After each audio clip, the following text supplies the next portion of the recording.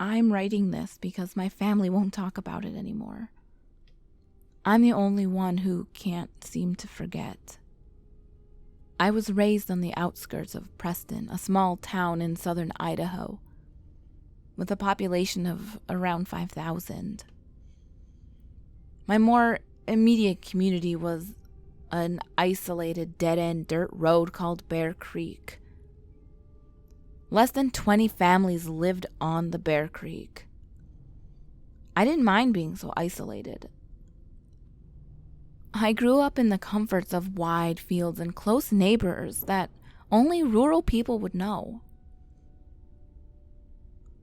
We were a Mormon community, very church-centered, very community-centered. All the young girls, myself included, were part of the young women's group, and all of the boys were members of the local Boy Scout troop, which doubled as a church group in our area. We had 4th of July parties at the local ballpark and swam in nearby reservoirs. It was a good, quiet community.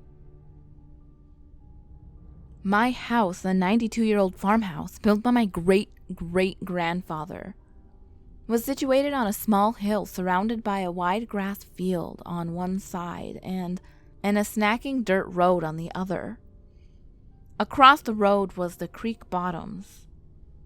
Southern Idaho is categorized in a desert climate, so not much really grows outside of the irrigated fields besides sage, brush, and burrs. The creek bottoms were the exception. The creek fed the growth of a large triangle of pussy willow bushes.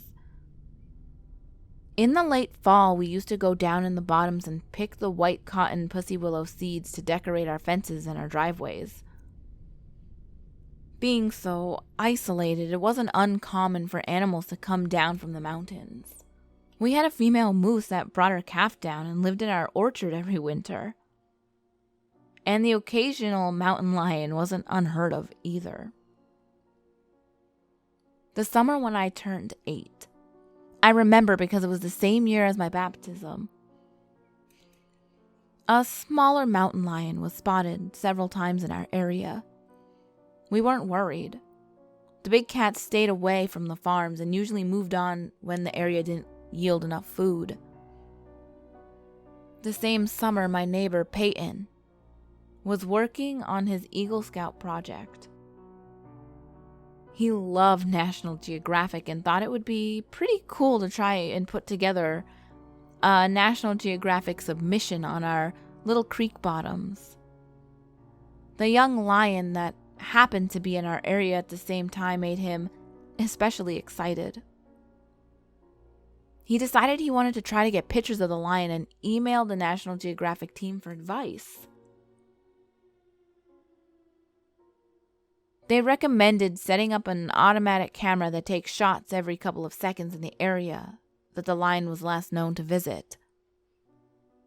They also recommended setting some kind of bait so the lion was more likely to come by.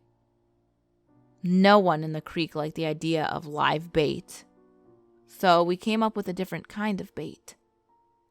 We set up an audio recording of a dying rabbit to play it on loop through a set of speakers hidden in the willows. I remember when everyone was down in the bottoms testing the speakers, and I heard that noise for the first time. The sound of a dying rabbit is horrible. If you've never heard it yourself, there's plenty of recordings available online. It's worth a listen. The camera was set up. The speakers were set up. Everything was perfect. Peyton explained that he would allow the camera and recording to play uninterrupted for a week, and then he would go check on it. This would give time for our scent to fade from the bottoms and encourage the lion to come closer. At first, I was worried about the noise. It was a truly horrible noise, and our house was the closest to the setup. My father assured me that the noise wouldn't reach as far as our house. and I was relieved when we arrived home that night and he was correct. The bottoms were far enough away that I couldn't hear anything. I remember seeing Peyton the next day at church. He was fidgety and excited to check on the equipment, but he had to wait a week, which everyone kept reminding him. He couldn't risk going down too early and scaring the lion away for good. That night, I woke up to an awful noise. I sat ramrod straight in my bed with my eyes wide in the dark, hands clutched so hard my palms bore the indent of my fingernails for hours after. I knew that noise. It was a recording of the rabbit. It sounded faint and far off, like it really could have been coming from the bottoms, but that was impossible, because the recording had been going all night the previous day. And I hadn't heard a thing. I didn't sleep that night. I was too scared to get out of bed and wake my parents. The recording played over and over and over again. I had the loop memorized. In the morning, I stumbled into the kitchen for breakfast. My mom and dad were sitting at the kitchen table. They too had dark rings under their eyes. I hadn't been the only one who'd heard it. My mom was convinced that the equipment had to have been broken. She wanted to go down to the bottoms and check it out, but Dad refused. He was a kind, gentle man and didn't want to stir up any unnecessary drama. He was sure there had been a strong wind last night, and that the wind was somehow carrying the sound farther than usual. He told us to listen, and we did. And he was right. We couldn't hear it now. We forgot about it and went about our daily goings. The next night, it happened again. I stayed up in bed with my back to the wall. The screaming was even louder than before. But this time something was different. It was lower pitched than I remembered. The parts of the loop were slowed down as if the recording was warped in some places. At times the loop didn't loop naturally and instead picked up at a random spot in the middle. My mom didn't mention anything at the breakfast table, but both her and my dad seemed tense. The third night I mustered up the courage to stand beside my bedroom window and look out into the yard. For a moment I stood, rooted on the spot, my hands shaking no matter how hard I clenched them. The sound, the noise sailed through the cracks in the window. I watched the outline of the trees in the yard. Perfectly still. Not even the slightest breeze stirred those branches.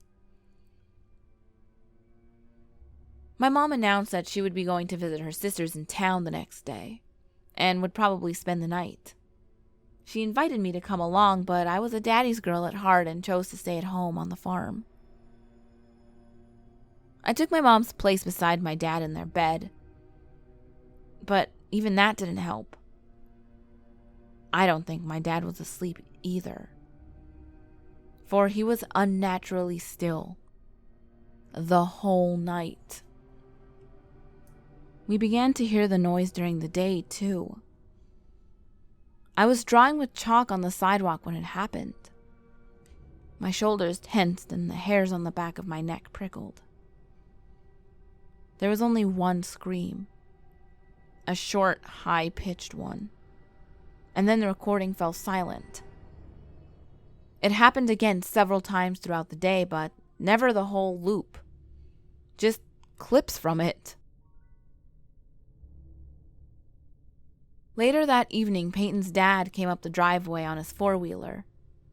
He said he was looking for their dog, a sweet yellow lab, who had been missing since that morning. My dad said he was sorry and that we hadn't seen her. I stared at him, silently begging him to mention the recording, but he didn't. He was a quiet man after all. He didn't want to bring up any unnecessary drama. My mom stayed away the whole week. Dad and I didn't sleep. By Saturday, the screaming could be heard constantly, though it seemed to have deviated from the familiar loop entirely. I didn't recognize any of it. Sometimes the screams were thin and long, and other times they were hardly more than growls. Once, while my dad had been heating up meatloaf for lunch, the noise rose into such a raucous din that he dropped the plate and it shattered. I pressed my hands over my ears and sat at the table and squeezed my eyes shut, but it didn't help. The noise forced its way through the cracks of my fingers and pinched my throat and rattled in my ribcage. The din lasted for a whole minute and then fell silent. Dad was shaking. That was the last we heard of the noise that day. Peyton came by Saturday evening to ask permission to cross our road to collect his equipment.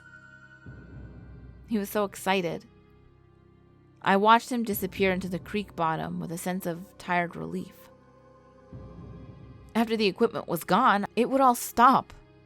I couldn't wait to get a full night's sleep. Not a minute later, I spotted Peyton coming back up the creek.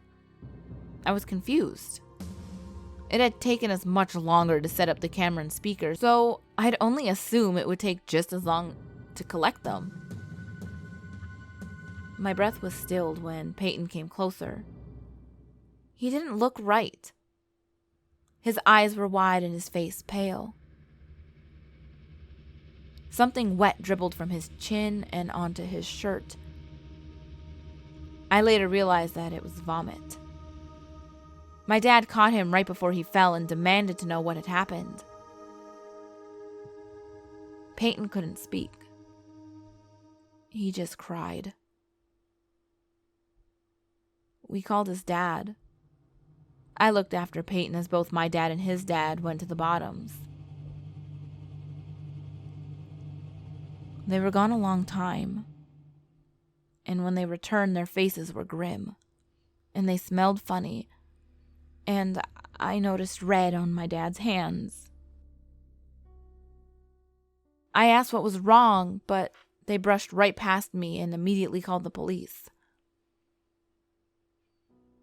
Nobody would tell me what had happened. I sat on the couch as a blur of neighbors and police officers swirled around me. At one point, an officer placed something on the kitchen table and left. I looked into the kitchen curiously. It was the camera from the bottoms. I wish I hadn't looked. The camera was a little banged up. Tiny scratches and dents covered the plastic casing. When I lifted it, my hand stuck to the plastic. Something tacky and odorous covered the screen, but it turned on fine. The first set of photos were normal, just the pussy willows cast green in the glow of the night setting. As I continued to click through them, they quickly became strange. At one point, the camera angle changed, as if the camera had been knocked from its post. Grass now obscured the frame. Flecks of red appeared on the lens and remained there the rest of the sets. One photo made me pause. There was a figure in this one, or half of a figure, as most of the upper torso hadn't made it into the frame. I thought it could be human, but it didn't look like it should be standing upright. Its legs were twisted like an animal, and it seemed to be having difficulty supporting itself in an upright position. Beside the legs, a long, thin arm hung. Whatever it must have been stopped over, for its fingertips hung below its crooked knees. The next set was different. It was as if the camera had been picked up and was now being held. The first photo was of the bottoms at night. The next startled me. I had to look closer before deciding what it was. A rabbit had been laid in the bushes, but its ears and most of its scalp had been peeled away. The next was the same rabbit, but a thin, dark hand was holding it up against the sky. Its limp body hung like something from a nightmare. In following the photos, more rabbits joined that one, each with their ears and scalp removed. Then a cat. Then more cats. Then a dog. The yellow lab. Then the lion. The following photo was of 7 rabbits, 3 cats and 1 dog, and the lion all laid out in a row facing the same way. Their arms and legs had been rearranged as if they were marching, like some parade. All their scalps had been removed and tiny white glints of their skulls could be seen. The last photo was overly bright. Like the photo had been taken too close with the flash on. An eye dormant on the frame. But it was yellowed and crusty and had a bar pupil like a horse. In the bottom corner, the edge of the mouth could be seen. No lips, just teeth. Sharp and little with wide gaps of red gum between them. I wish I hadn't looked. I heard my dad talking to the police outside. They said the speakers had malfunctioned. That the recording had only played on the first night.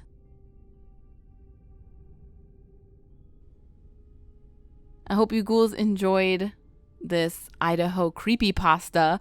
Another story to add to the list of reasons why never to go camping or go in the woods.